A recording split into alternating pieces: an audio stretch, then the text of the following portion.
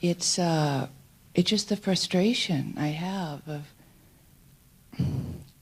doing these sorts of things for almost 40 years now and not being awake. And, a lot of the time it's okay, but some of the times, like the last couple of days, it's not okay. You're not awake? You know what I mean. The shift you talked about this morning. This is the way it is. I would settle for that. It doesn't have to be the dramatic. I mean, I've read a lot of books about the dramatic. That's really what I want. But I'll settle for the.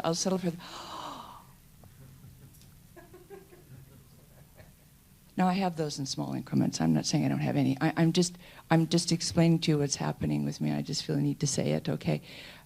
That I just want to hit my head on the wall and just say, wake up, wake up. I'm just so sick of this illusory separate one. And as you just said, serving her, I'm exhausted. I'm getting old, I'm getting tired. And this has been my main focus for 40 years. And you did say once to me, the desire for liberation is important. But I know that hitting my head against the wall is not very productive, so find a place in there somewhere.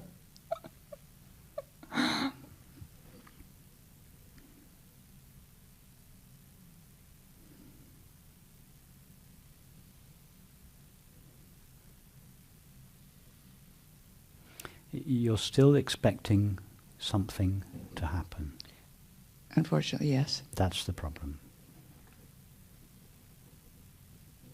You still conceive of enlightenment as a marvelous event. Okay, you've agreed to settle for a not so marvelous event, right? But nevertheless, you still want quite a nice event. Something, just something. Yeah, just something. You still want something.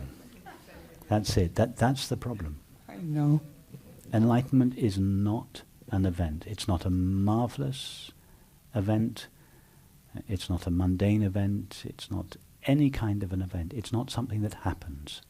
A shift. I've heard it explained as a shift, and I think you used that word even today. I'm that not is sure. to say too much. But that's an event, yeah.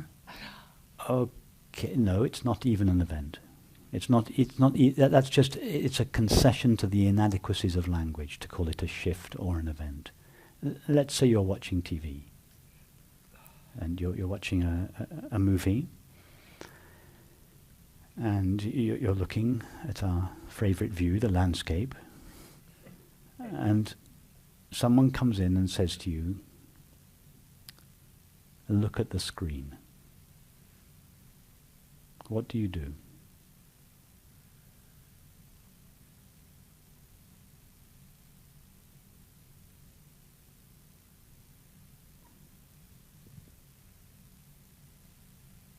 Well, if there's something on the screen, I can't really see the screen unless there's no image there, or I can see through it, or... No. When you're looking at a TV, the TV's off, yes? You just look at the blank TV, you're seeing the screen, yeah? You turn the movie on, the screen doesn't disappear. You're still looking at the screen, but the screen now appears as a landscape.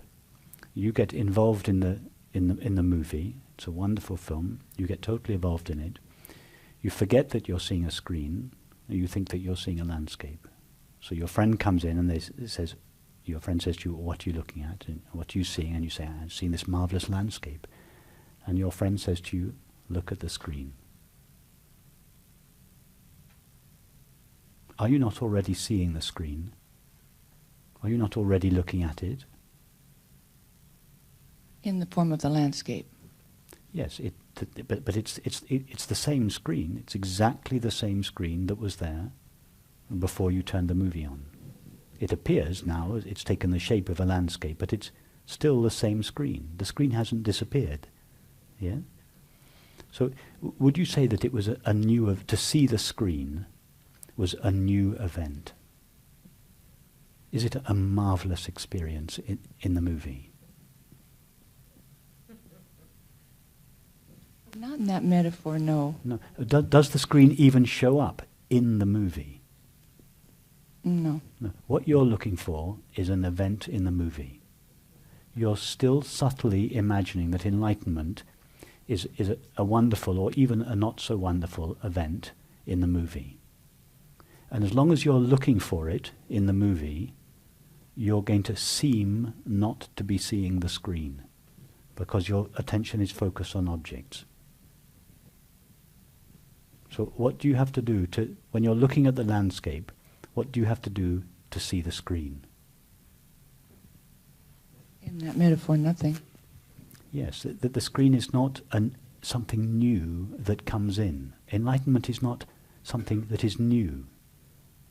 It's not something that was lost and now has to be found. At best, and even this is not quite true, but at best we could say it was overlooked due to our fascination with the drama in the movie, that is the drama of the body, mind and world, due to our fascination, our exclusive fascination with these appearances, we seem to have lost sight of their reality, the screen. And as a result of that, we think, oh, I must go looking for it. And off we go around the world, visiting teachers and ashrams and everything. We go on this terrific journey around the world, which is like the character in the movie searching for the screen. So now you are searching, the equivalent in your life is you are looking, traveling, you're the character in the movie, traveling around the world looking for the screen. In other words, you are looking in the mind and the body, in your case, not in the world, but in the mind and the body, for some special experience, which is, that's it, that's the shift, that's the event. Now I'm on the other side of the fence. There isn't a fence that you finally cross to get to enlightenment. Enlightenment is just it's like the moment you recognize the screen in the movie, and the moment you recognize it, simultaneous with that recognition, you recognize, oh, I was always seeing the screen. I never really ceased seeing the screen, but only because of my fascination with the drama in the movie that it seemed to be absent, the screen, and as a result of that apparent absence, I went off out into the world searching for it. I was always the screen, right? I mean, that's the next step. Yes, you have never, for a fraction of a second, ceased being the presence of awareness, the unlimited, ever-present awareness. You have never ceased to be that. I feel that more and more, but this illusory separate self, sometimes she's kind of melting away and becoming more vague, you know? And I go, oh, wow, great, she's starting to disappear. Why do you want her to disappear? What you're saying? Because she's miserable sometimes. Okay, what you're saying, so the equivalent in our metaphor of what you're saying is, you're watching this period drama, there are lots of characters, and there's one woman in the movie. I don't want her in that movie. You don't like her. And what you're saying is, until that woman gets out of the movie, I can't see the screen. Only when she leaves the movie, only then will I notice the screen. That's what you're saying. Well, as you said earlier, all the energy that is spent on her, to no avail. But whose problem is she? For the screen, is this troublesome woman in the movie a problem? She might be a problem for one of the other characters. Right. Part of her own self. But she's not a problem for the screen. In fact, awareness doesn't have problems, doesn't know problems. Why? Because in order for there to be a problem, there needs to be resistance. There needs to be the I don't like this. That's what makes a situation a problem. Yeah? But awareness is like empty space. It's never saying to the current experience, I don't like you. And therefore it doesn't have problems. So it's not saying, oh, my horrible separate self needs to be got rid of. I'm fed up with her. The I that is fed up with her is another form of herself. In other words, the separate self is perpetuating itself by trying to get rid of itself. Right, I know, yeah. And so you're caught in this mind from which you are understandably tired. of trying to get rid of yourself. I, the separate self, want to get rid of myself so that I, the separate self, can experience enlightenment. And you're going round and round and round, and you're rightly frustrated and disheartened because you're engaged in a never-ending endeavour, which is perpetuating the separate self by trying to get rid of it. It's just see the situation clearly. You cannot get rid of an illusion. You know, I see all that, but it's, I mean, Well, I no, see but it if you intellectually. really, but to really see it Right. would bring that endeavour to an end. Right. Because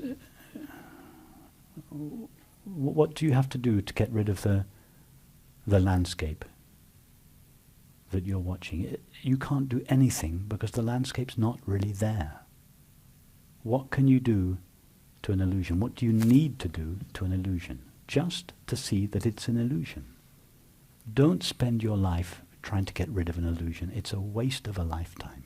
Well, what I mean by trying to get rid of it is seeing it as an illusion. That's what I mean. You know, what you just said. But I also see that, yeah, I'm... Okay, so now to see that what you are is not a separate limited self,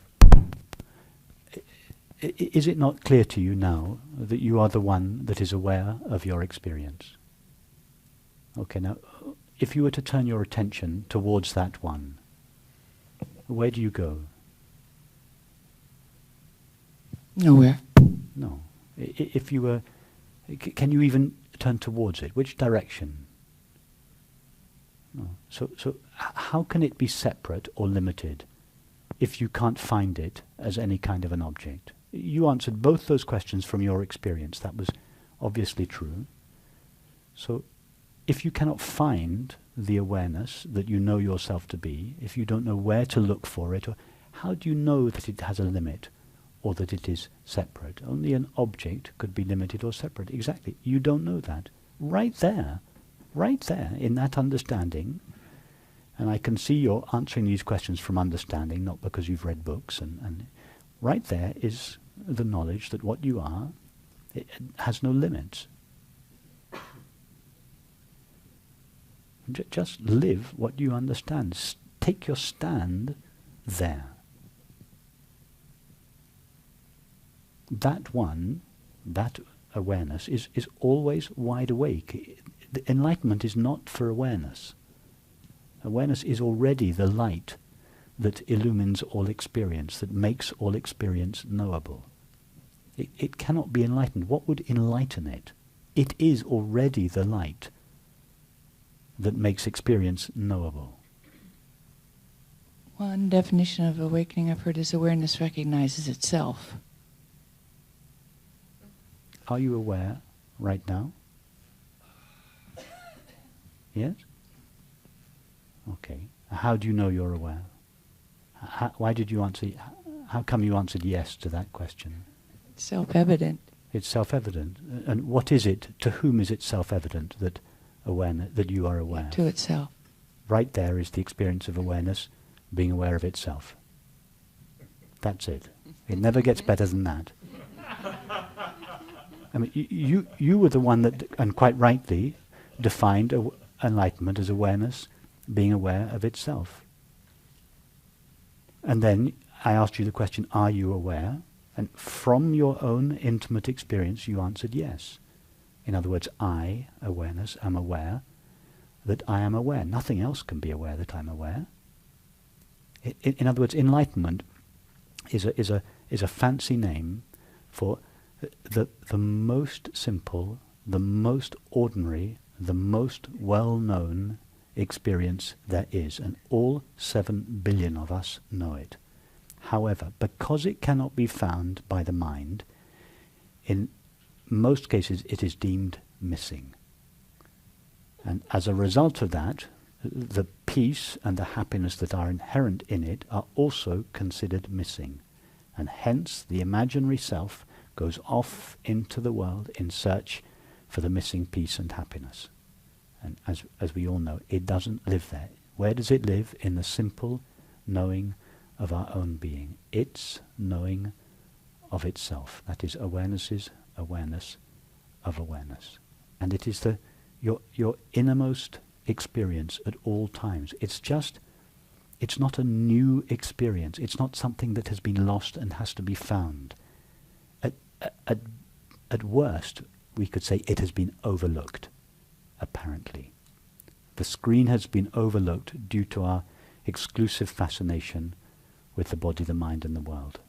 All that's necessary is just relax the focus of your attention from the body, mind, and world. You don't have to get rid of them. Just cease being exclusively focused on. And it's like just withdrawing your attention. It's like putting the camera slightly out of focus, and your attention flows back to its source, which is yourself. You just stand as this space of awareness, and you just let the body, the mind, and the world do whatever they've been conditioned to do. Just let them flow by. So I was going to ask you what you meant more by stand. To stand as awareness. But you just give another way of experiencing it, the suggestion which I get. I'll just say something about that.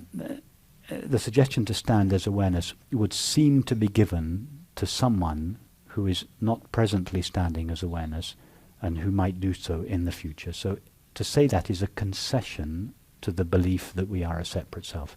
It doesn't really make sense, but it's sometimes used in the context of a conversation. What would be more accurate would be to say, be knowingly the presence of awareness. The reason I say knowingly is just to say, be the presence of awareness. You already are that. You've never been anything other than eternal, infinite awareness. So hence be knowingly that. Know that you are that. That's what I mean by take your stand as that. Yeah, I can feel that. I know what you mean because yeah. You can't actually be anything other than that. Another way of saying it would be just notice that you are that. Instead of mistaking yourself for a cluster of thoughts and feelings, just notice, oh no, I'm the one that is aware of those. I'm not a cluster of thoughts and feelings. All these flow by, but I'm not flowing by. I'm just always here. I would recommend really forgetting about enlightenment. I don't think that's going to happen. No, but what I mean about forgetting about enlightenment because of this tendency you have to conceive of it as an event. I know what you mean.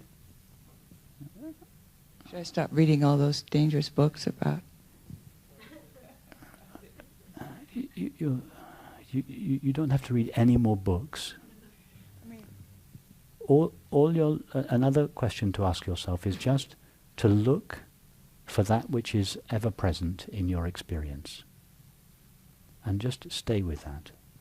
And just look in all experience for that which is always there. It's looking for the screen in the movie.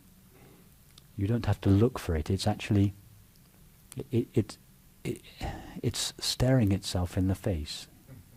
What is always present in experience? Just the knowing of it. This knowing runs through all experience. That's it. Just be with that. Just allow that to come from the background into the foreground. Yeah, I experience that more and more, so I know what you mean. Yeah. It just... Yeah. Okay.